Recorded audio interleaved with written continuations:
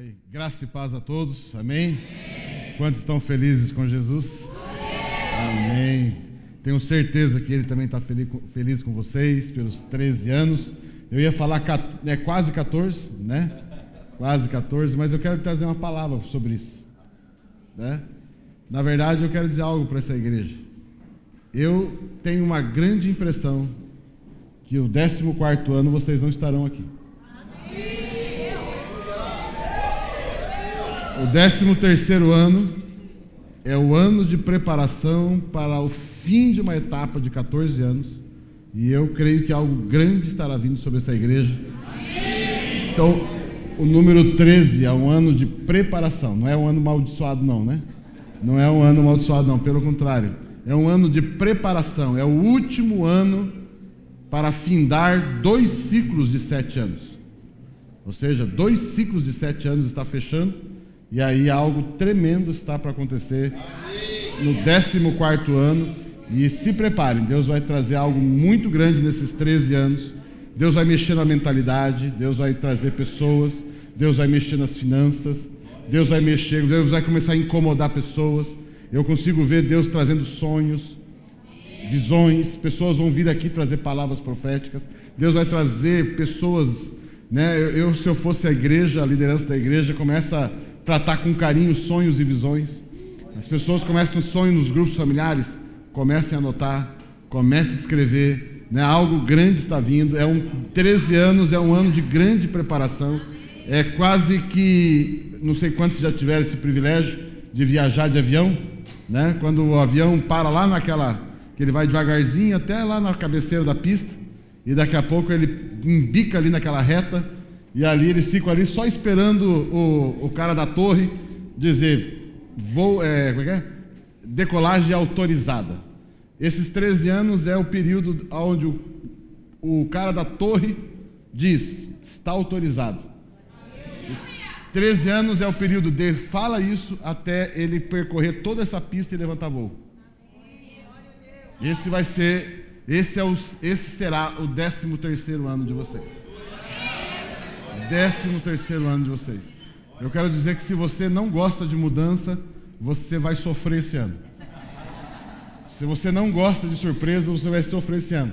Uma vez nós tínhamos um membro da nossa igreja, falou, eu vou sair da igreja. E por que você vai sair da igreja? Fizemos alguma coisa de errado? Tem alguma coisa? Eu não gosto de igreja grande, eu gosto de igreja pequena. Falei, então você não vai para o céu, minha irmã, porque no céu vai ser uma igreja gigante, como é que você vai fazer lá, né? Como é que vai ser no céu? Vai ser uma multidão incontável, né? Como, né, a areia do mar, né, estrela do céu. Então, queridos, eu quero dizer algo para você, se prepare. Se prepare. Inclusive, eu quero liberar algo e que você revele isso.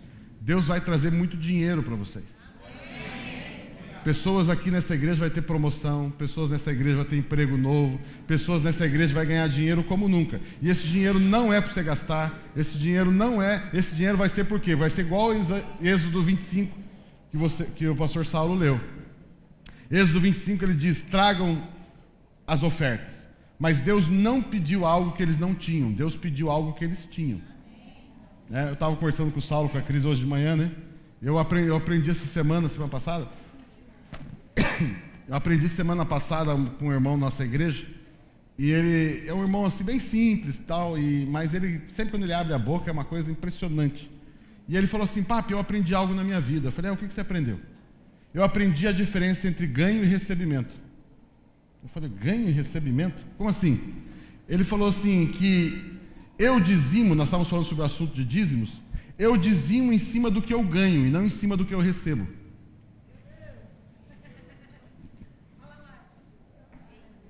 Querido, se você é um ser profético, você precisa aprender a lidar com o que você ganha, não com o que você recebe. O que você ganha é aquilo que Deus revelou para você. O que você recebe é aquilo que caiu na sua conta, é aquilo que alguém botou na sua mão, um dinheiro que apareceu, isso é recebimento. De fato aconteceu algo. Mas o ganho é aquilo que Deus te deu. E eu quero declarar algo para você. Se prepare que Deus já está liberando um ganho extraordinário para você. Deus está liberando um ganho extraordinário para você e daqui a pouco virá o recebimento. E o Senhor diz para vocês, a hora que isso acontecer, né, saiba que Deus vai falar assim, olha, os pastores vão chegar aqui e falar, gente, precisa mudar. E aí vai precisar meter a mão no bolso. E aí eu vou dizer algo para você. Você não terá desculpa, porque Deus já terá te dado. E eu já estou dizendo isso agora. No primeiro, né, estamos comemorando o 13º, e eu quero declarar isso sobre sua vida. Hoje já está sendo liberado um ganho novo na tua vida.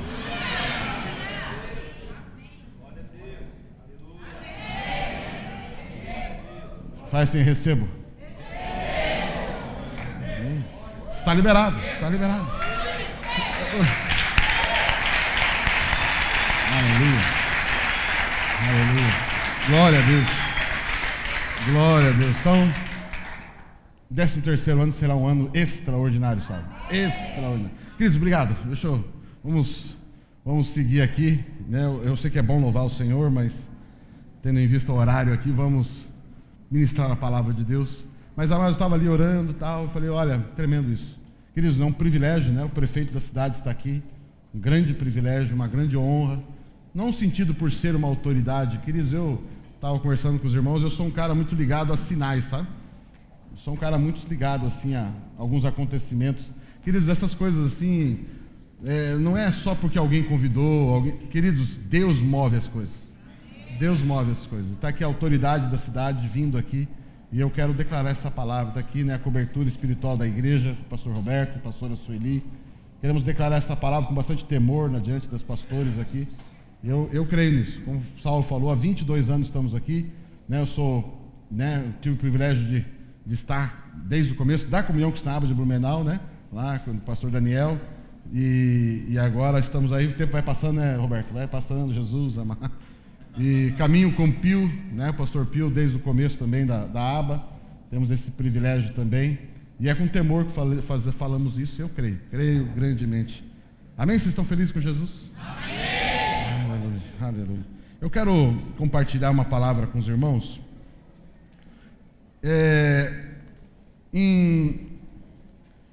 não sei se eu coloco o texto lá, não, parece o texto? Põe para mim lá, por gentileza, Romanos capítulo 5, versículo 17. Romanos capítulo 5, versículo 17. Romanos 5, 17, está ali. Temos, como igreja ABA, temos trabalhado nesse texto, nesse ano.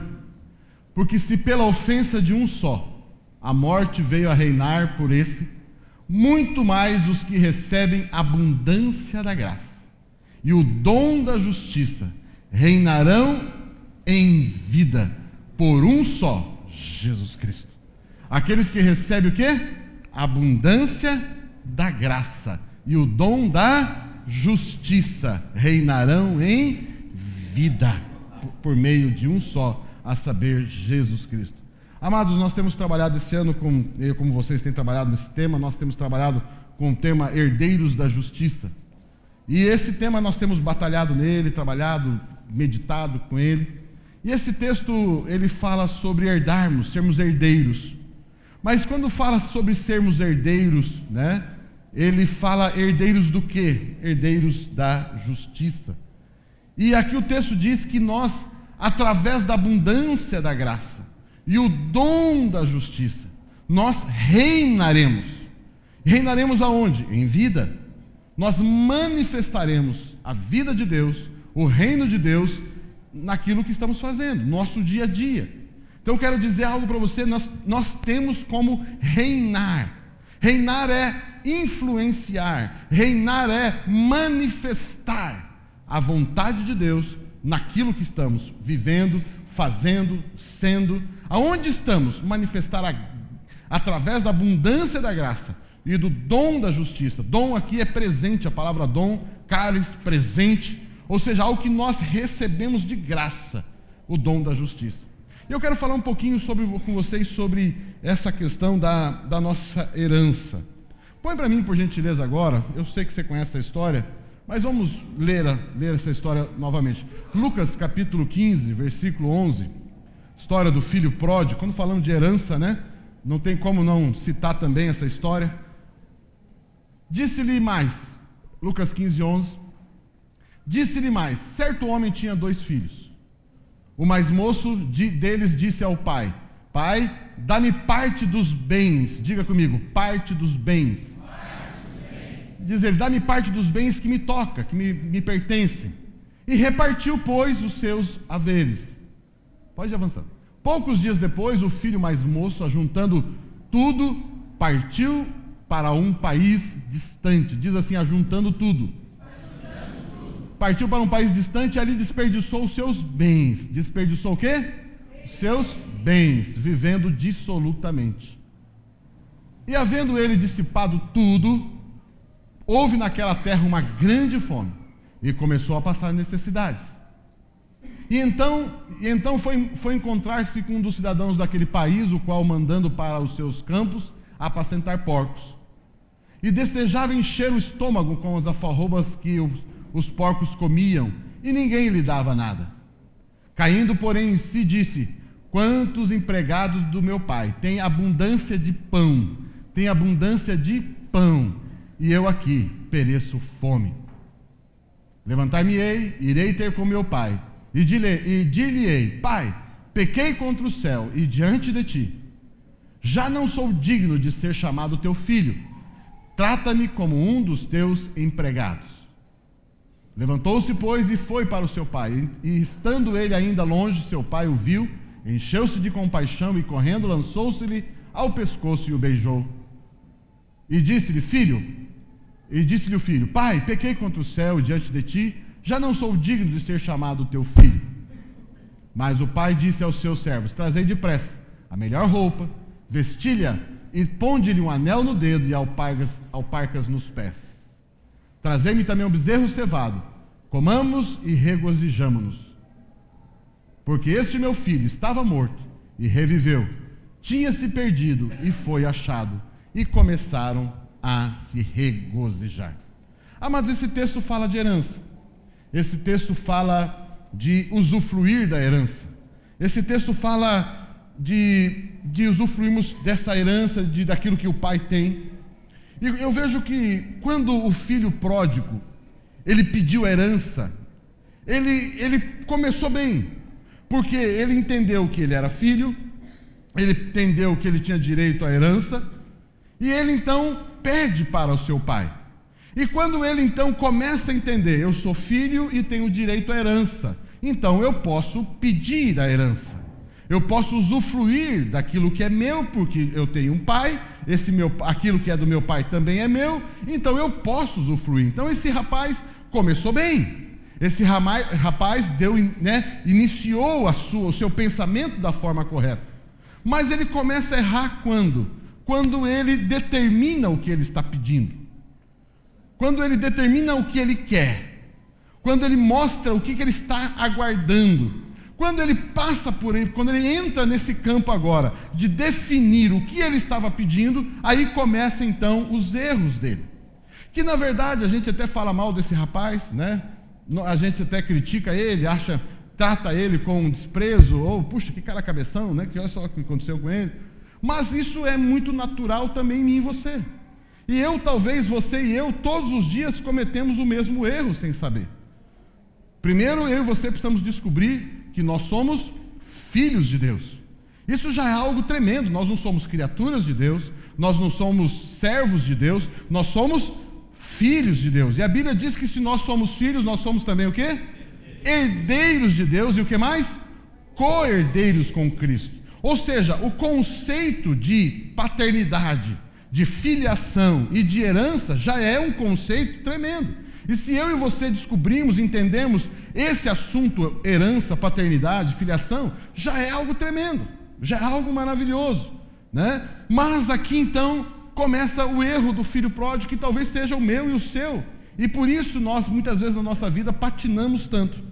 O filho pródigo, quando saiu de casa, né, a casa do seu pai, ele levou parte da herança e parte dos seus bens. E o que aconteceu? Ele pegou lá, por isso que eu enfatizei, ele pegou da minha parte dos bens que me cabe. Eu não sei se ele pegou moedas, não sei se ele pegou pedras preciosas, não sei se ele pegou um monte de ovelhas, saiu carregando um monte de ovelha. Eu não sei o que ele fez, mas ele levou metade dos bens materiais do seu pai. E ele levou, e o que aconteceu? Esse texto diz, a história diz, que esses bens acabaram. Esses bens terminaram. Esses bens sofreram a influência de algo ruim. Qual foi a influência ruim que aconteceu que dizimou os bens, a herança desse rapaz? Ele gastou, o texto diz, ele gastou o quê? Dissolutamente. O que nós poderíamos traduzir por gastar dissolutamente? Ele gastou, talvez, irresponsavelmente. Ou ele fez o que também? Uma má gestão, uma má administração do que ele tinha. Ou seja, ele pegou um X quantidade de dinheiro, de ovelhas, de roupas, de pedras, não sei do que ele pegou. Ele pegou uma X quantidade de coisas, administrou mal aquilo e aquilo acabou. Mas também o texto mostra que houve também, além da má administração desse rapaz, o texto também diz que houve o que também? Fome naquele lugar. Então perceba, houve má administração, houve, primeiro lá atrás, houve uma ganância, houve uma má administração e houve o que mais também? Uma fome. Algo que aconteceu que não tinha a ver com ele. Não foi ele que promoveu aquela fome. Não foi ele que promoveu a seca, a escassez, a falta de chuva. Não foi ele que fez isso, mas uma calamidade climática aconteceu que afetou a vida dele. E afetou não a vida dele necessariamente, mas afetou a herança dele.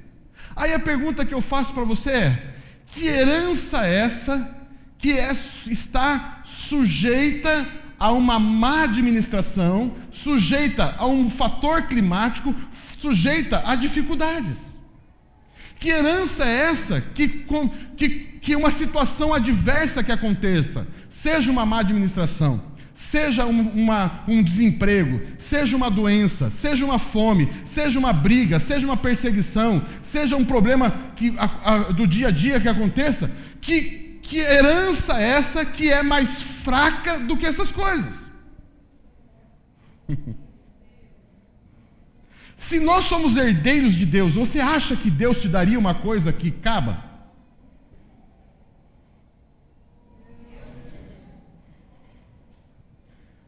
Vou perguntar de novo.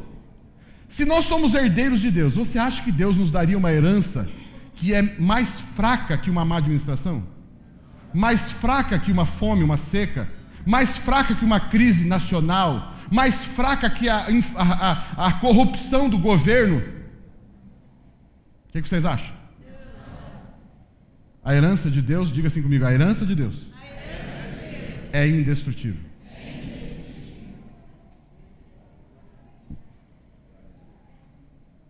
Queridos, o que Deus tem para a tua vida é indestrutível. Amém. E eu vou falar algo, eu espero que você entenda. Alguns vão se escandalizar, mas você se vire depois com Deus. A herança que Deus tem para a tua vida, nem você destrói. Ninguém fala amém, aleluia, glória a Deus. Onde é que você está? A herança que Deus tem para a tua vida, nem você, com a sua má administração, irresponsabilidade, ignorância, nem você consegue destruir isso. Você pode deixar de usufruir, mas você não destrói. Porque se você conseguisse destruir, estaríamos dizendo que aquilo que Deus te deu é fraco, é corruptível. E aquilo que Deus tem para a minha vida e para a sua vida é incorruptível, indestrutível, porque Ele deu para mim e para você. Amém? Você está recebendo isso? Por isso que eu falei, a gente fala mal desse rapaz, mas talvez eu e você pensamos igual. Porque qual é o pensamento desse rapaz? Esse pensamento desse rapaz, ele teve o pensamento certo que ele era filho? Sim ou não? Sim. Ele teve o pensamento correto de que ele era herdeiro? Sim. Ele teve a liberdade suficiente para pedir a sua herança? Sim. Mas ele pediu a coisa certa? Na verdade, esse rapaz, ele não dizimou a sua herança. Ele não gastou a sua herança. Porque talvez nem a herança ele levou. Ele levou os bens, mas não a herança.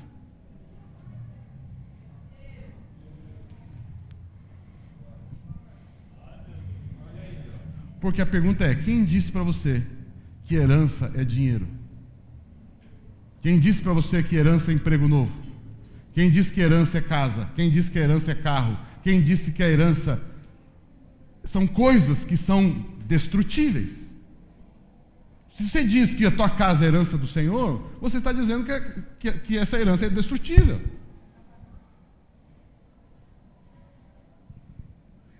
O nosso foco, quando a gente fala assim, meu irmão, você é herdeiro de Deus, você já está pensando, eu vou ganhar mais, eu vou ter um emprego melhor, agora de vez que eu vou comprar a casa dos meus sonhos,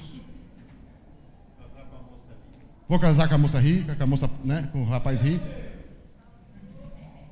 Sabe aquele carrinho velho que você tem que ficar empurrando assim de vez em quando? Sabe, para dar os trancos? Acabou aquele tempo, Jesus, eu vou passar, nunca mais vou ter que empurrar no meio da rua para pegar. Ou assim, gente, acabou aquele tempo de ônibus lotado. A gente pensa nisso. Ou talvez você pense, agora de fato, eu vou ter uma vida saudável e eu vou ser curado dessa enfermidade. Quem diz para você que ser curado é herança?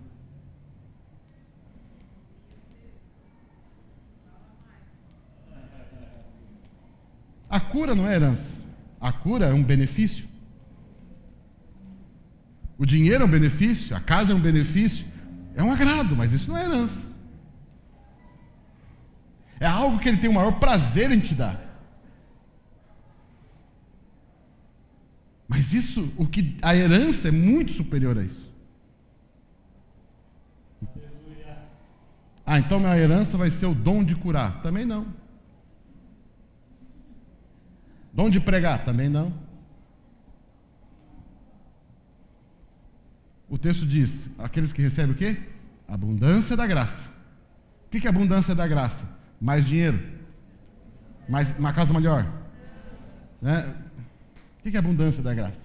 A abundância da graça é a abundância, o transbordar, como o tema do ano, o transbordar do entendimento, do usufruir, do privilégio de estar na presença do Senhor. Quem diz que a abundância da graça é dinheiro, gente? Quem diz que a abundância da graça é isso? A abundância da graça é Ele. A abundância não são coisas. A abundância da graça não são coisas. A abundância da graça é uma pessoa. A graça não é um conceito, a graça é uma pessoa. A graça é uma pessoa. A abundância de Cristo.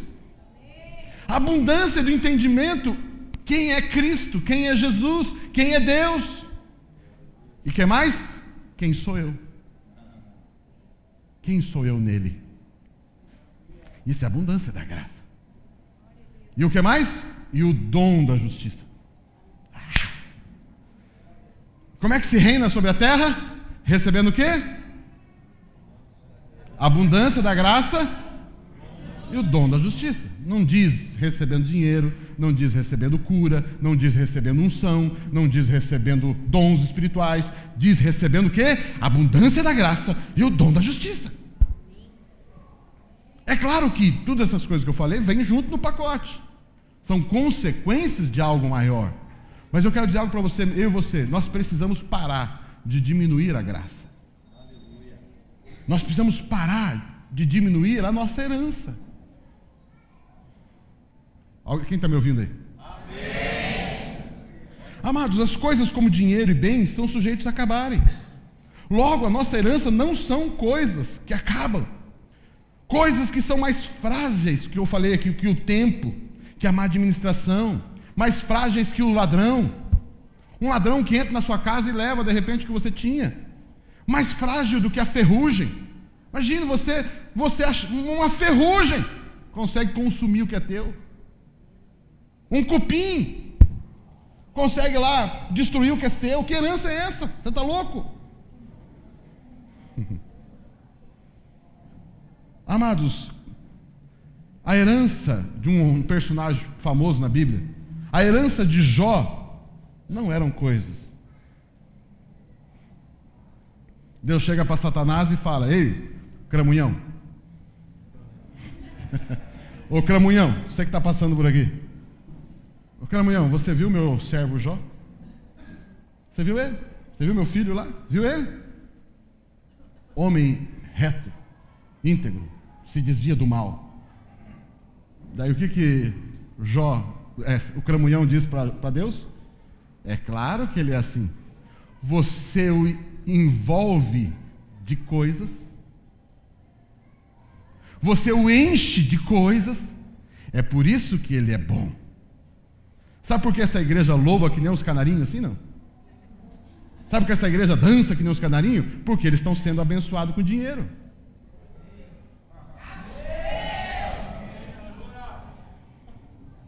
Sabe por que essa igreja dança que nem os canarinhos, não sei o... Sabe por que eles fazem isso? Ah, porque eles receberam curas. Por quê? Você não dançaria sem doente? Você não cantaria que nem um canarinho doente? Então você precisa de cura para dançar? Você precisa de dinheiro para dançar e ser alegre? Você precisa de dinheiro para adorar? Você precisa de milagre para adorar?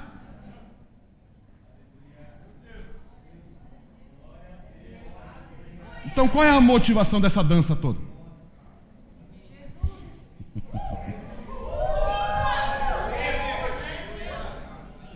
Qual é a motivação? Sabe por quê, Deus, esse rapaz chamado Jó, esse homem chamado Jó, ele é assim porque o Senhor o cerca de coisas.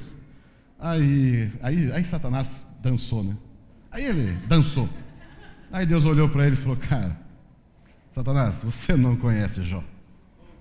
Você não conhece Jó. Faz o seguinte, tira tudo que ele tem. Tira tudo que ele tem. Tirou lá os filhos, tirou dinheiro, tirou tudo, até o físico tocou, só não tira a vida dele. Nu eu vim a esse mundo e nu voltarei. Mas louvado seja o nome do Senhor. E aí esse Satanás foi ver, meu Deus. Não, ele não falou isso, né? Mas ele não falou isso. Ele deve ter falado assim, o Deus dele. Queridos, aí Jó, está certo que Deus faz uma obra na vida de Jó, ele sai de lá enriquecido, amadurecido. Mas, queridos, Deus mostra para Jó. Jó, o tipo de homem, de mulher que eu tenho. O tipo de homem, porque Jó é uma figura dos filhos de Deus. Jó é uma figura, um símbolo do que seriam os filhos de Deus no futuro, em Cristo Jesus. Porque ele dizia, eu te conhecia mas agora os meus olhos te... O que significa isso? Eu descobri a abundância da graça.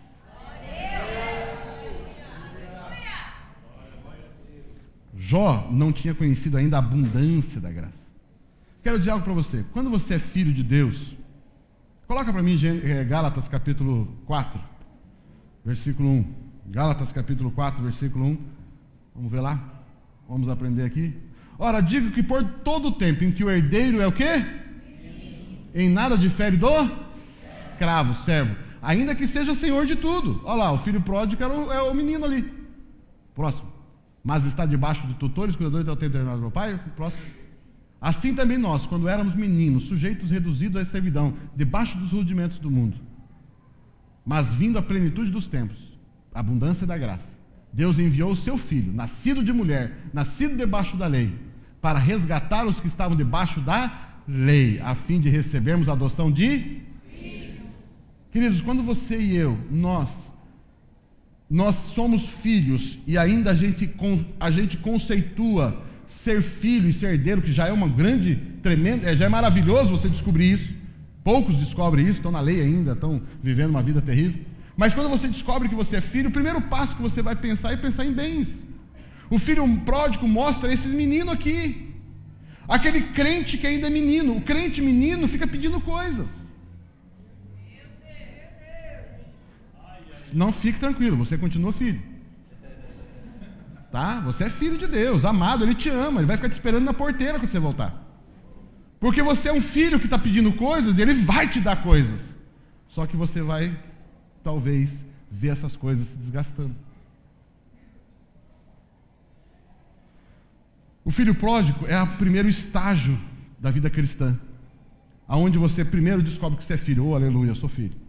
Glória a Deus, salvo, filho de Deus, herdeiro de Deus, cordeiro com Cristo. Aleluia! Mas o primeiro conceito que vem na sua cabeça é: agora minha vida financeira está resolvida, agora vai ser. E eu estou falando aqui de bens materiais, mas também entra aqui bens emocionais e bens até espirituais. Primeira etapa, você fala assim: agora que eu sou herdeiro de Deus, eu quero o dom de curar. Agora eu quero o dom disso, eu quero o dom daquilo. Porque você agora ainda está pedindo coisas. Entenda bem, eu não estou diminuindo aqui dons de curar. Eu só estou colocando o seguinte, que isso são coisas. Existe algo ainda maior do que tudo isso. Sabe por quê, meu irmão? Se você está lutando tanto por dom de curar, lá no céu não vai ter doença. Você luta tanto por dom de revelação, lá no céu não vai precisar ter revelação mais. Não vai ter profecia mais no céu, porque vai estar tudo revelado. Então por que você está lutando tanto por coisas que acabam? De novo, gente, não estou dizendo que não tem que ter essas coisas. E eu já vou entrar nisso. Tudo isso é muito importante, mas precisa ser colocado no lugar certo. Herança é algo superior a essas coisas. Lógico que faz parte, mas é muito superior a isso.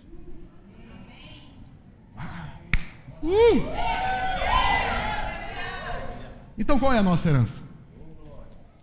A nossa herança é o quê? A abundância da graça e o que mais? O dom da justiça. E o que significa isso? Significa que a nossa herança não são coisas, a nossa herança é uma identidade. A nossa herança é uma identidade, a nossa herança é uma posição. Justiça não é o quanto você acerta e deixa de errar. Porque você fala assim, eu tenho uma vida justa, e você considera. Por que você tem uma vida justa? Porque eu faço coisas certas e deixo de fazer coisas erradas. Não é isso uma vida justa. Uma vida justa não são os atos certos que você faz e os atos errados que você evita. Isso não é justiça. Justiça é uma posição. Você é justo. E por que você é justo? Porque Cristo te justificou. Cristo te fez uma pessoa justa. Ou seja, qual é a sua herança? Justiça. Você é justo. Você é justo. Você é filho de Deus. Isso é uma identidade, isso é sua herança. E aí eu quero dizer algo para você. Essa justiça não se deteriora, não se consome, não estraga, não tem gripe, não tem enfermidade, não tem câncer, não tem nada.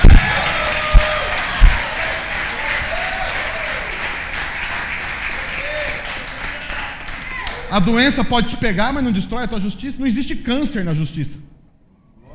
O câncer não destrói a justiça. Falo, não falo, falo, não falo, falo, não falo. A sua irresponsabilidade não anula a justiça. Não, você não está ouvindo, você não está ouvindo. A sua irresponsabilidade não altera a justiça.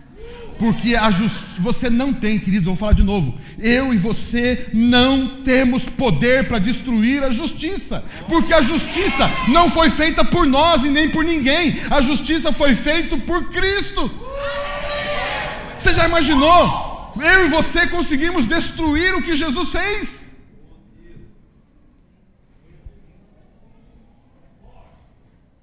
A única forma de você não usufruir da justiça é porque você talvez tenha um entendimento errado de que porque você comete erros de vez em quando, você deixou de ser justo. Queridos, os teus erros não definem que você é injusto. Eu vou falar de novo.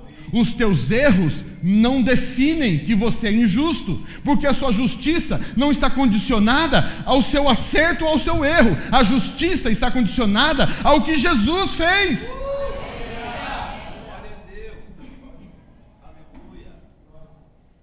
Quantos pais aqui deserdaram o seu filho porque ele fez uma peraltice? Você não é mais meu filho. Você errou. Tem como anular ser pai de alguém? Pode até não ter relacionamento, sim ou não? Sim. Pode até não ter relacionamento. Olha, eu não quero mais ter relacionamento com esse meu filho. É possível. Existem situações assim. Agora, anula o fato? Não. Nunca mais vai anular. nunca mais vai anular. Queridos, eu quero dizer de novo para você. Deus te deu o quê? Aqueles que recebem o quê? Abundância da... E o que mais? Qual é a palavra antes da justiça? O quê? E dom significa o quê? Presente. Eu dei o dom da justiça não porque você merece. Eu dei o dom da justiça porque eu quis dar. Não, acho que você não está entendendo. Eu falo na minha igreja, às vezes, quando você está parecendo, meu pai falava isso. Você está parecendo vaca que viu porteira nova. Alguém já viu essa cena? Você está numa fazenda, aquela vaca, botaram uma porteira que nunca tinha. A vaca fica olhando. Tem uma coisa estranha aqui hoje. Eu sinto que tem uma coisa diferente aqui que eu não estou percebendo. E ela olha para aquela porteira. Será que estava? Será que não estava? Será que estava?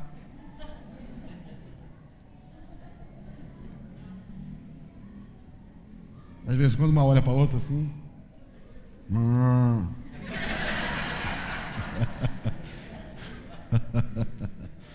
Tá certo que alguns dão um coice, né? Isso não é de Deus. Isso é heresia. Quero dizer algo para você, queridos. O dom de justiça, Ele deu porque Ele decidiu dar. E Ele deu antes, inclusive, de você fazer qualquer coisa. E eu vou dizer de novo, Ele deu, inclusive, antes de você nascer. E eu vou dizer mais ainda. Ele deu sabendo que você ia pisar na bola de novo. Ah, você não está aqui.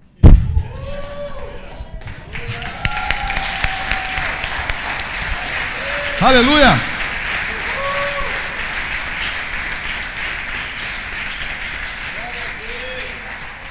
Amados, Jesus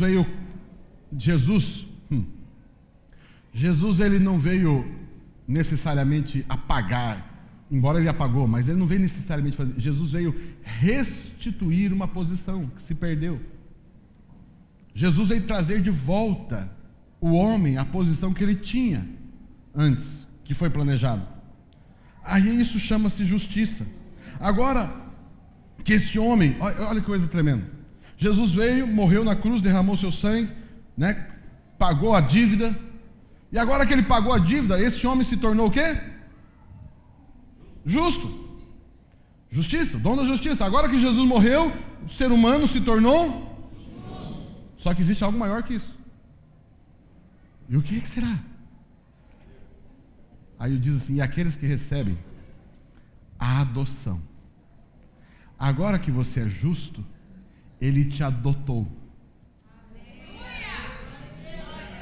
Ele pegou os justos e além da justiça, Ele falou assim, agora eu vou fazer desses justos filhos de Deus. Eu e você somos filhos adotivos. Mas só que a palavra adoção, no nosso conceito, a gente pensa alguém que não era o pai biológico, pegou alguém e vou criar essa pessoa. Só que o conceito de adoção bíblica não é necessariamente esse, embora também se enquadra o conceito. Mas a palavra adotar aqui é o seguinte: Jacó tinha quantos filhos? 12. Jacó, 12 filhos, certo? Jacó tinha 12 filhos. Antes de nascer o último, ele tinha 11 filhos. Jacó, com os 12 filhos, Jacó faz algo interessante. Ele vai lá e faz o quê? Uma capa. E ele faz uma capa de diversas cores. Sim ou não? Lembra dessa história? E ele dá para quem? Para o primogênito. Ele dá para o mais velho. Sim ou não? Não. Ele dá para quem? Para o caçula. Ou para o segundo caçula. Ou o mais velho de Raquel. Quando ele dá essa capa, ali está o conceito de adoção. Eu escolhi o primogênito. Eu vou falar para você, primogênito não é o que nasce primeiro, primogênito é o que o pai escolhe.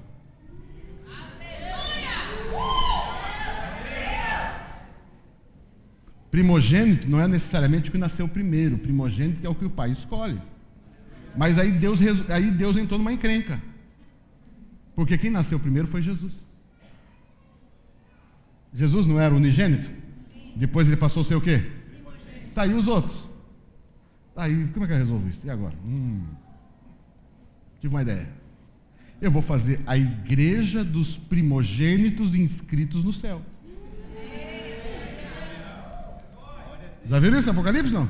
Em Pedro, aliás, a igreja dos primogênitos. Primogênitos. Quantos primogênitos Deus tem? Não sei. Muitos. E, aliás, uma boa parte deles está aqui nesse lugar aqui.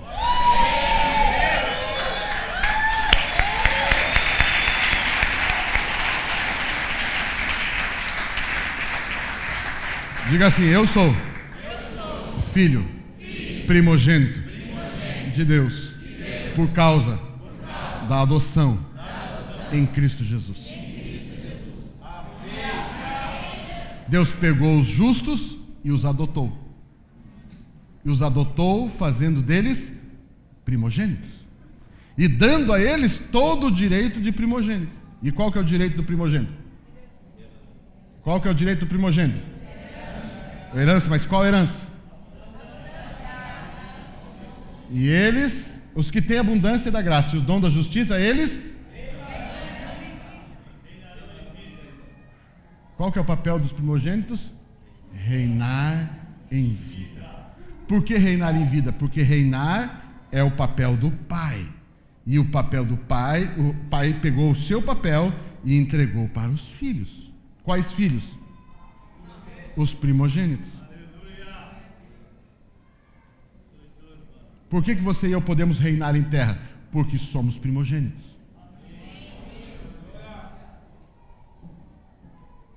Agora, diante de tudo isso, o que é dinheiro? O que é pagar conta? O que é pagar aluguel? O que é uma saúde? Pô, mas papi, mas eu estou doente, então não estou reinando. Quem disse que não? Você acha que é impossível alguém reinar doente? Você acha que é impossível alguém reinar doente? Se você acha que reinar, que você está doente, impede você de reinar, e você está sendo aquém do que deveria, quero dizer algo para você. Não. Se Deus quiser usar você doente, Ele vai te usar. Quantos aqui tem problema financeiro, não tem autoridade, perde a autoridade de pregar? Eu não tenho moral para falar, olha a vida que eu estou levando, olha isso aqui, de jeito, como é que eu vou falar? Meu irmão, pare com isso.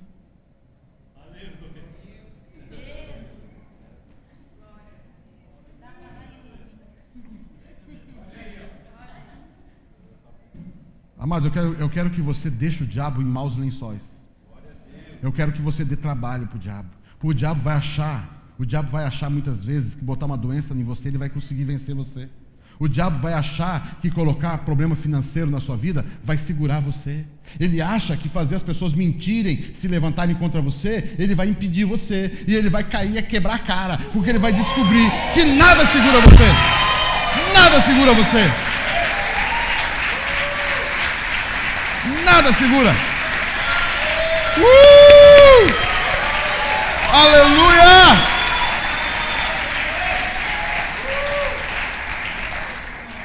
As coisas acabam, mas a filiação nunca acaba. Amados, o pai do filho pródigo não restituiu coisas, mas o pai do filho pródigo restituiu uma posição. O pai não restituiu coisas, você não vai ver o pai trazendo bens para esse rapaz. O pai vai trazer uma posição que é representada pelo anel, que é representada pelas vestes e que é representada pela sandália. Ali, queridos, uma veste e até o bezerro cevado, isso não são coisas. Fala, não fala, fala, não fala. Deus está nem aí se você está devendo, Deus está nem aí se você tem dinheiro, Deus está nem aí se você vai viver uma vida na pindaíba. Entenda o tá nem aí, tá? Por favor, senão vão falar, o pastor está dizendo. Não é isso que eu estou falando. Eu estou dizendo algo para você, queridos. Você é maior do que você imagina. Você pode mais do que você imagina. Diabo, pode tirar. Não pode não, está amarrado. Mas enfim, não é por isso que precisa tirar também, né? Mas enfim, eu quero dizer algo para você, querido. Diabo, se você acha que... Não. Tem gente que perde dinheiro e não vem mais para a igreja. Está doente, não vem mais para a igreja. É aí que você tem que vir. É lá no Paraná só isso? Jesus. Eu vou exportar então os paranaenses para cá. Queridos, nós precisamos entender isso. Eu estava numa situação na igreja financeira, precisando de recursos, orando de madrugada um dia desse. O Espírito Santo me disse aquilo que é clássico, né? Conhecidíssimo. Texto lá de Elias com a viúva pobre. O Espírito Santo falou assim: eu vou te sustentar através de viúvas pobres. Estava conversando com o Saulo com a crise de manhã, né? Já pensou que coisa louca isso, gente? Que doido isso. Elias, o grande profeta Elias, Deus chega para ele e fala assim: Elias, eu dei ordem para uma viúva que te sustente. Tá bom, Deus, obrigado. Aí ele chega na cidade, ele olha, é aquela ali. Pois é difícil a coisa. Aí ele chega para a viúva e fala o seguinte: ei, senhora, dona, ô dona, eu não, traz um copo d'água, um pouco d'água para mim. Calma, vou lá pegar no poço. Aproveita e traz um pedaço de bolo. Aí ela olha, a água até eu consigo, mas Senhor, desculpe, mas o bolo eu só tenho um pouquinho de farinha lá para fazer aqui para mim e para meu filho, e eu vou morrer depois porque não tem mais. Vai lá e faça o bolo e traga primeiro para mim. Aí se fosse Elias, eu ia parar um segundo para orar de novo. Deus, o Senhor falou que o Senhor ordenou uma viúva. Essa mulher não sabe de nada. Senhor, eu achei que o Senhor tinha avisado ela que eu ia chegar.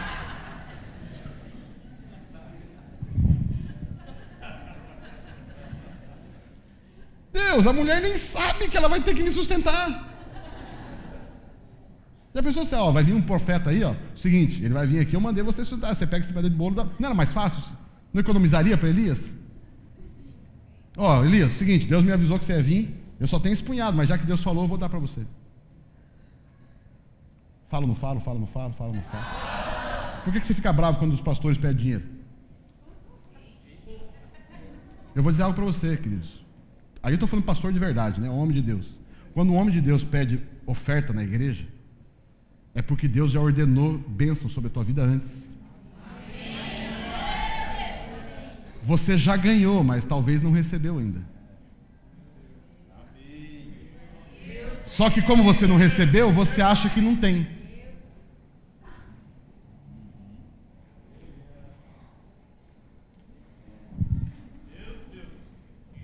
O que eu falei aqui? E eles o quê? Reinar. O que é reinar em vida? É pegar o último pedaço de bolo e dar para o profeta.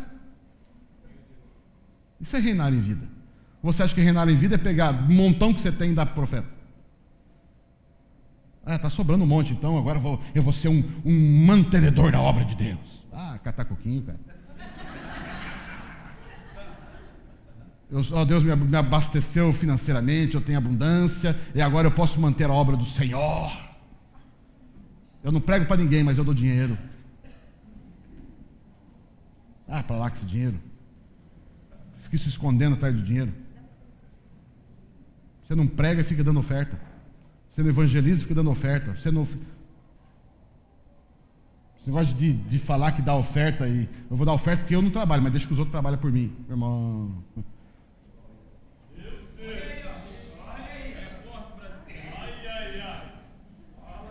Porque se você entendesse o que é pregar o evangelho, você teria mais facilidade de ofertar. Como você não evangeliza, é porque você não oferta.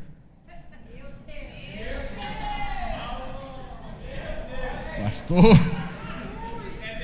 eu vou embora amanhã, vocês se virem depois aí, fácil. Eu estou indo embora, vocês que se virem depois aí com as perguntas. Amanhã você corrige. Mas você entende? Se alguém entendesse o que significa fazer a obra do Senhor, o que significa, obras, projetos de Deus, E aí chega alguém e fala, olha, eu tenho um projeto, eu tenho um ministério, tenho algo, evangelização, isso, aquilo outro, precisamos de uma oferta. Não, eu sei o que significa isso, meu irmão. Está aqui, eu vou te ajudar, eu faço parte disso, eu entendo. Mas tem gente, mas deixa pra lá, não era o tema. Não era o tema. Amados, o pai do filho pródigo, ele não restituiu coisas. Ele restituiu uma posição. Ele restituiu o quê? A justiça, a posição. E o que o filho, qual a oração do filho? Pois é, olha só que situação que eu entrei. Até os empregados do meu pai têm coisas. Até os escravos têm coisas. E eu sou filho e não tenho coisas. Qual o conceito de paternidade dele? Ter coisas. O que significava um pai na vida dele? O que significava um pai na vida desse rapaz? Alguém que paga a conta. A carteira. O que significava ser filho para esse rapaz?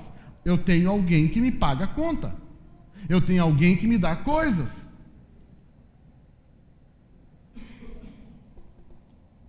E o outro irmão? Se eu for sentar no outro então?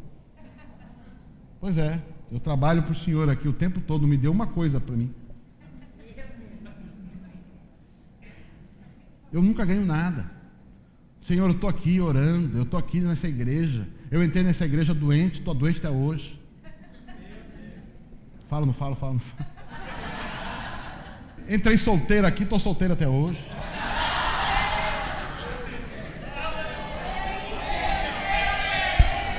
Não sobrou um varão para mim. Uma varoa. Será que o senhor não está vendo? Te sirvo há tanto tempo e eu não ganho coisas. Senhor, eu gostaria tanto de ter o dom daquela pessoa. Eu gostaria tanto de pregar que nem aquela pessoa. Eu gostaria tanto de ter o dom de curar como aquele irmão. Toda vez que ele vem lá, ele quer transferir a mão, eu vou lá, boto a cabeça embaixo para ele transferir a unção e não recebo nada. Ele já botou a mão um monte na minha cabeça, mas eu não oro nem em línguas, eu não consigo curar ninguém. Senhor, eu estou te servindo há tanto tempo, eu não tenho dons. Meu irmão, quem disse que coisas revelam quem você é? E aí o bobão voltou para casa, o filho mais novo. Pai, olha a discursão, né, religioso. Olha aquela discursão assim, bobo que a gente faz assim. Aquela oração que você acha que convence alguém. Deus. Porque tem gente que acha que chorar é mais, mais espiritual, né? Já viu o pastor chorando, pregando? Não? O pastor começa a pregar, começa a chorar, todo mundo chora. Oh, que pastor enche da unção. Ele está chorando.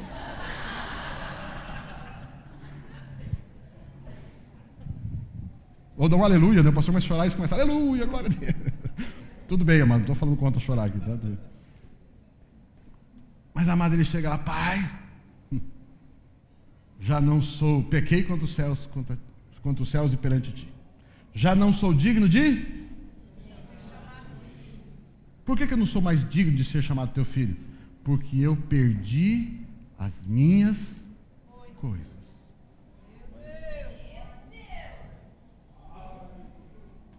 Uma vez que eu não tenho mais as coisas que eu desperdicei, eu também agora não sou mais filho. Aí o pai falou, mas você está com a cabeça onde, piá? Está com febre? Oxe. Que besteira é essa? Graças a Deus o pai até interrompeu o discurso. Ei, turma! Traga aqui, um anel no dedo, sandália nos pés e uma roupa nova. Anel significando autoridade, aliança, autoridade. Sandália nos pés significando que você não é escravo, você é filho. Porque quem andava descalço naquela época era escravo, filho não andava descalço. Não, você não é escravo não, que é isso? Bota sapato nos pés aí. E ele colocou a veste. Falando de cargo, falando de ministério, falando de cobertura. Você é filho, você é herdeiro de Deus. E ele diz, ainda traga o bezerro, vamos fazer festa aí. Amado, deixa eu falar uma coisa para você. Muitas vezes fala assim, o bezerro cevado significa que Deus vai prosperar, vai trazer abundância. Sabe aquele presentão? Eu também creio nisso, mas enfim. Amado, sabe o que significa bezerro cevado? Seguinte, cara. Nós vamos fazer uma grande festa. E eu quero que todos se alegrem. Eu quero que todos saibam que essa pessoa é meu filho, é minha filha. Eu quero dizer algo para você, queridos. Deus faz questão de mostrar para todo mundo ao teu redor: esse é meu filho, esse é meu filho.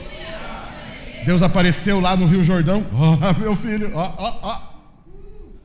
Aí Jesus levou Pedro, Tiago e João para o Monte da Transfiguração. Parece quem lá?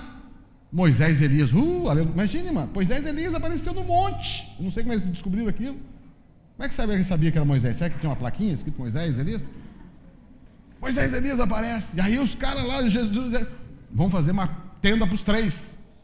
Aí a voz vem do céu: três tendas nada. Que três tendas? Esse é meu filho. Esse é meu filho. Esse é o filho o quê? Meu filho? Você acha que Deus não fala a mesma coisa de você? Eu vou dizer algo para você, queridos. As pessoas ao seu redor vão sentir. E vão sentir que você é filho de Deus. Vão sentir que você é filha de Deus. Deus vai colocar marcas na sua vida. Escute isso.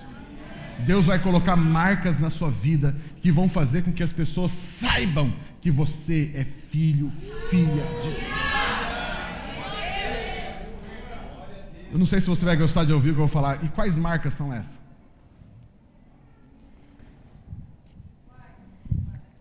Quais marcas são essas? Conta corrente abastada? Saúde plena? Cantar que nem um canarinho? Unção para fazer milagres? Quais são as marcas? Viver perseverantemente, constantemente na condição de filho. Quer você tenha, quer você não tenha, quer você tenha abundância, quer você tenha escassez, seja o que for, como Paulo diz: eu aprendi a viver em qualquer circunstância, eu aprendi a ter, eu aprendi a não ter, eu sei passar por necessidades, eu sei viver em abundância, porque eu sei quem eu sou, ninguém vai apagar isso. Essa é a marca.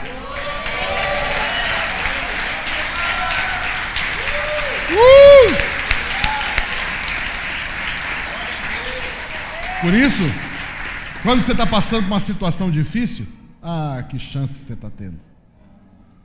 Está passando uma situação difícil? Que chance você está tendo. Chance para mostrar para você mesmo, para todo mundo, quem é o seu Deus. Quem é você. Senhor, afasta de mim esse cálice. Senhor, passa de mim esse negócio. Não. Eu acho tão tremendo, né? Tão tremendo. É tantos aspectos tremendo, mas crucificação de Jesus, tanta coisa tremenda, né? Mas você consegue imaginar aquela situação ali no Gólgota, os três crucificados, e aí começa a chegar às 6 da tarde, chegando o horário e eles tinham que tirar os corpos da cruz, e aí daqui a pouco um cara fala: então veja se eles estão mortos. Aí vão lá, quebra a perna dos dois ladrões do lado, e aí olha para Jesus: esse aqui já morreu. Esse aqui já morreu. E daqui a pouco ele pega a lança e sai sangue com água, aquela coisa toda, que você conhece a história. Aí daqui a pouco vem um terremoto. Mas qual foi a frase que o centurião que estava comandando aquela tropa ali, o que ele disse? Verdadeiramente, esse é o Filho de Deus.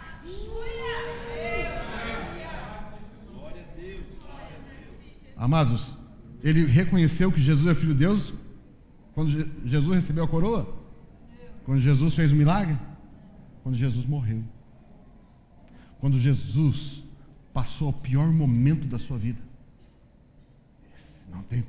Não tem como negar. Ele é Filho de Deus. Amados, eu desejo ver na sua vida um dia que o diabo chegar e falar assim: não dá para lutar contra ele. Esse é um Filho de Deus. Sabe quando os demônios chegavam para Jesus, filho de Davi, filho de Deus, que vieste a ter conosco?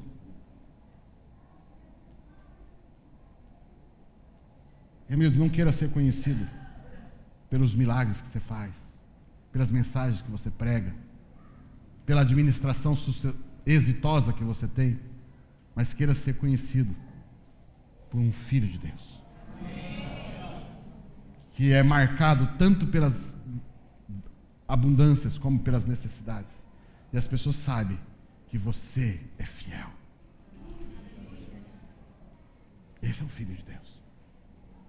Esse não rói a corda, esse persevera até o fim, esse insiste, apanha, apanha, apanha e insiste, leva, leva, leva, está ali firme.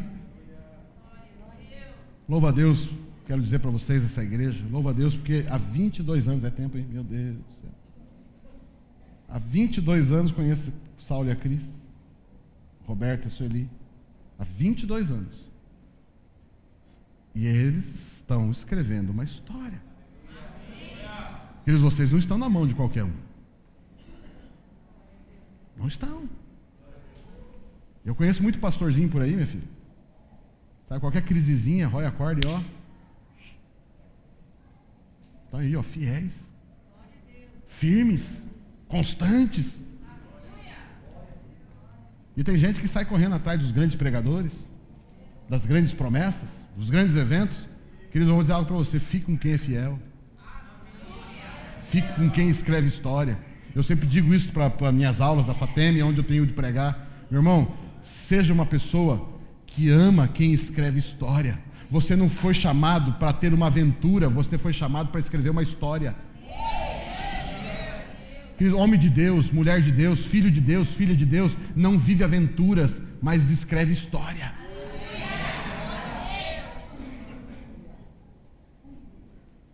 E não escreve várias histórias, escreve uma história. Eu vou falar de novo: homens de Deus e mulheres de Deus, escreve uma história. Porque você não foi chamado para fazer várias coisas, você foi chamado para fazer uma.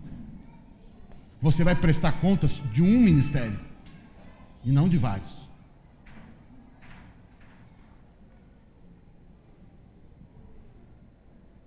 Estamos escrevendo história. Quantas vezes veio para nós, não tanto assim, mas quantas vezes veio possibilidade de desistir de andar com o Pio, desistir de andar no ministério da aba, e aí você olha e fala: meu Deus, existe uma história aqui, gente.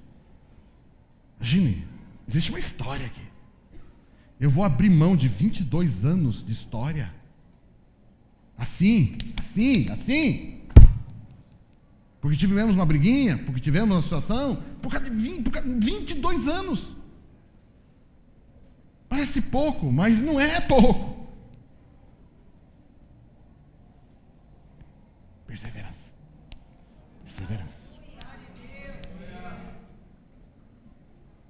Os líderes erraram? Erraram. Pisaram na bola muitas vezes? Sim.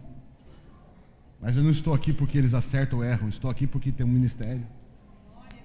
Tem um ministério, tem uma obra. Em relação ao Pio Carvalho, né, o meu pastor, eu sou fiel ao ministério que Deus deu para ele. E a ele, porque ele tem um ministério. Deus confiou a ele uma obra. E até hoje, eu tenho entendido que o meu papel é servi-lo. Então hoje eu estou aqui para servi-lo. Estou aqui em nome do colegiado ABA, apesar, né? Mas estou aqui porque temos um relacionamento. Procuramos honrar no que é possível, servir no que é possível. Estamos na Fazenda Rio Grande. Papi, terminou seu tempo nos jovens, 13 anos no Ministério dos Jovens. Papi, acabou, vamos começar um trabalho na Fazenda Rio Grande? Vamos embora. Não é tão fácil, não foi tão fácil assim, mas enfim. Uau! Opa, peraí. Poxa, agora o homem pediu um negócio meio... E eu nunca esqueço a frase do meu pai. Meu pai morreu, já contei essa história, quem é aluno já ouviu essa história. Meu pai, quando eu cheguei para meu pai, com o convite do Pio de ir para a Fazenda Rio Grande, e eu não sabia o que fazer, estava meio difícil. E eu cheguei para meu pai: pai, recebi um convite assim, assim, assim. Pai, o que o senhor acha? Meu pai mal crente era, né? Não vivia em igreja. Pai, o que o senhor acha? Ele falou: papi, o pouco que eu conheci desse Pio, ele falava assim, o pouco que eu conheci desse Pio, o pouco que eu conheci já do Arno, porque ele conhecia bem o Pio e o Arno, o pouco que eu conheci de você, um pouco desse Pio, desse Arno, papi, esses homens são homens de visão. E esses homens estão vendo algo que você não está vendo. Se eu fosse você, eu via eles.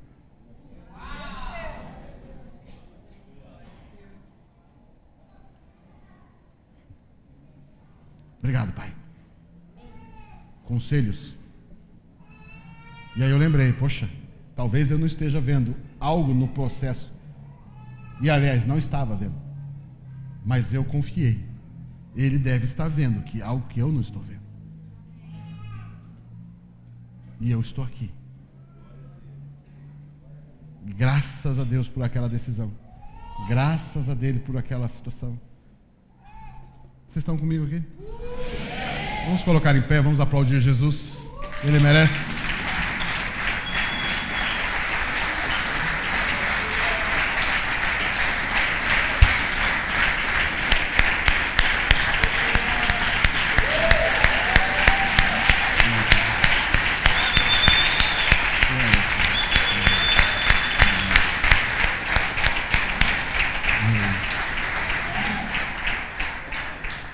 Levante suas mãos. Senhor, queremos levantar mãos santas diante do Senhor. E essas mãos santas que estamos levantando não é porque fizemos coisas certas e deixamos de fazer coisas erradas. Nós estamos levantando mãos santas porque o Senhor as purificou. Pai, o Senhor purificou a nossa vida. Nós somos lavados pelo sangue do Cordeiro. Nós somos purificados pelo sangue do Cordeiro. Nós somos justos e justificados pelo Senhor. Não pelos nossos méritos ou pelo mérito de alguém, mas pelos méritos somente de Jesus Cristo. Por isso, nessa hora, levantamos nossas mãos em gratidão. Levantamos as nossas mãos em rendição.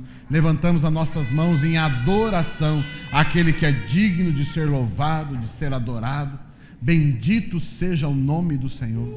Queremos declarar também, Senhor, que o Senhor é o nosso Pai. O Senhor é o nosso Pai. Nós somos teus filhos. Nós somos herdeiros de Deus. Nós somos co-herdeiros com Cristo. Nós somos co-herdeiros da primogenitura. Senhor, a nossa herança não é os bens de Jesus. A nossa herança é a primogenitura de Jesus. Senhor, e nós nessa hora nos colocamos diante do Senhor para exaltar o seu nome, glorificar o seu nome. Eu quero agora pedir, Deus, que se alguém aqui está triste, se alguém veio aqui, Senhor, abatido pelas mentiras de Satanás, Senhor, se alguém veio aqui, Pai, iludido por mentiras de Satanás, nessa hora, Pai, que os filhos e as filhas de Deus, assim como aquele filho pródigo, Senhor, ele caiu em si, embora a primeira percepção dele foi errada, mas ele entendeu que ele estava no lugar errado, e o pai depois o corrigiu de fato, mostrando que ele não era para ser escravo, mas filho. Nessa hora, Pai, eu quero liberar agora, se alguém aqui está sendo iludido, enganado, Senhor, nessa hora, Pai, que meu irmão, minha irmã, Pai, agora se levante como filho e filha de Deus. Senhor, eu quero declarar, você é um homem e uma mulher de Deus, você foi colocado aqui para reinar em vida, você veio aqui para reinar sobre as obras das trevas, você foi levantado para reinar sobre os projetos malignos, você veio aqui, você está na terra para reinar sobre as circunstâncias da vida. Você não é governado, você veio aqui para governar. Você não nasceu para ser influenciado, você nasceu para influenciar. Você nasceu para fazer a diferença. Você nasceu para estabelecer algo novo. Você nasceu para solucionar problemas. Você nasceu para ser um canal de bênção. Você nasceu para trazer vida aos corações, para trazer vida aos olhos das pessoas, à mentalidade das pessoas. Eu declaro agora que você se levante com força, que você se levante com autoridade, que você se levante com liberdade, que você triunfe sobre as trevas, que você agora chega de você de ficar debaixo dos pés do diabo. Eu quero dizer a você que tem sido envergonhado, chega desse tempo de vergonha. Eu não estou falando chega de dívidas, eu não estou falando chega de problemas, eu estou falando chega de ser envergonhado porque você está passando por problemas. Eu quero dizer algo a você: você não nasceu para ser envergonhado, você não nasceu para ser tripudiado pelas trevas e nem por aqueles que as trevas usam. Você é filho de Deus, você é filha de Deus, e se porventura algo precisa ser corrigido na nossa vida, a Bíblia diz que o pai corrige ao filho que ama, o pai corrige a filha que ama. Ele vai nos corrigir, mas nunca nos corrigir para destruir, nunca nos corrigir para nos envergonhar, mas sempre corrigir para levantar, para nos tornar, nos colocar de volta na posição que perdemos. Deus, eu libero uma palavra de bênção sobre a tua vida, uma palavra de paz, uma palavra de alegria, uma palavra de revelação, em nome de Jesus. Pai, abençoamos essa igreja e cada igreja que está aqui representada. Pai, nós liberamos uma palavra de ousadia sobre essas igrejas, uma palavra de conquista sobre essas igrejas. Pai, eu quero declarar, Pai, que os membros de cada igreja aqui, Senhor, triunfarão, reinarão em vida. Senhor, estabelecerão, Pai, um divisor de águas na cidade que eles trabalham. Um divisor de águas, aonde as pessoas vão se surpreender, não pelo louvor da igreja, não pelos ministérios da igreja, mas se surpreender pelo tipo de crente que aquela igreja tem, aquele tipo de crente que aquela igreja possui. Senhor, nós não seremos conhecidos necessariamente por trabalhos que executamos, mas por tipo de gente que nós apacentamos. Quero declarar, Senhor, o maior testemunho de cada igreja não será os projetos, o maior testemunho das igrejas será o estilo de vida dos seus membros, o estilo de vida de filhos e filhas de Deus dos seus membros. Pai, eu quero declarar isso. As pessoas vão vir para a igreja dizendo: é aqui que se forma campeões, é aqui que se forma pessoas vitoriosas, é nessa igreja, porque eu tenho conhecido gente dessa igreja, eu tenho escutado testemunhos de pessoas dessa igreja, e eu quero estar aonde pessoas têm esse tipo de vida, e as pessoas virão para as igrejas, as pessoas virão para as igrejas por causa do testemunho dos membros das igrejas. Eu quero declarar o projeto da igreja. Nenhum projeto de igreja é maior do que o membro da igreja. O maior projeto de uma igreja é o seu membro, é a vida do seu membro. Esse é o maior projeto de evangelização, esse é o maior projeto profético, esse é o maior projeto apostólico, esse é o maior projeto de ensino, esse é o maior projeto de louvor e adoração. Louvor e adoração não é aquilo que se canta no púlpito, não é aquilo que se canta, aquilo que se grava em CD. O maior projeto de louvor e adoração é a vida, é o dia a dia dos membros da igreja. Eu declaro isso. Chegou o tempo de vivermos esse tipo de igreja, esse tipo de igreja. Pai, eu quero declarar isso. Eu quero dizer a você que é membro da igreja: você é o maior projeto da sua igreja. Eu declaro isso. Você é o maior evangelizador da igreja, a maior ação de louvor e adoração da igreja. A música mais bonita é o que sai da sua boca.